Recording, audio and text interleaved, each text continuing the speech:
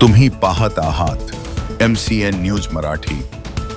राष्ट्रीय महामार्ग 144 वर हरित क्रांतीचा आदर्श उभा राहावा या उद्देशाने केंद्रीय परिवहन मंत्री नितीन गडकरी यांच्या संकल्पनेतून जाम ते हिंगणघाट दरम्यान ड्रीम ग्रीन कॉरिडॉर उभारण्यात आला आहे। पर्यावरण संवर्धन, तापमान नियंत्रण आणि प्रवाशांना सुखद अनुभव देण्यासाठी मोठ्या प्रमाणावर वृक्ष लागवड करण्यात आली होती। मात्र गेल्या आठवड्यापासून या ग्रीन कॉरिडॉरमध्ये सतत आगीच्या घटना घडत असून लावलेली वनसंपदा आगीच्या भक्ष्यस्थानी पडत आहे। उन्हाच्या वाढत्या तीव्रतेमुळे आणि आवश्यक प्रतिबंधक उपाययोजनांच्या अभावामुळे हा हरित पट्टा धोक्यात आला आहे। परिणामी जाम हिंगणघाट हा भाग आगीचा ब्लॅक स्पॉट बनत चालला आहे। या घटनांमुळे पर्यावरणाचे मोठे नुकसान होत असून स्थानिक नागरिकांमध्ये चिंता व्यक्त केली जात आहे। राष्ट्रीय महामार्ग प्राधिकरणाने याकडे गांभीर्याने लक्ष देत तातडीने उपाययोजना राबवण्याची गरज व्यक्त केली जात आहे। अन्यथा कोट्यावधींचा हरित प्रकल्प वाया जाण्याची भीती व्यक्त करण्यात येत आहे। MCN न्यूज मराठीकरिता सचिन महाजन, हिंगणघाट।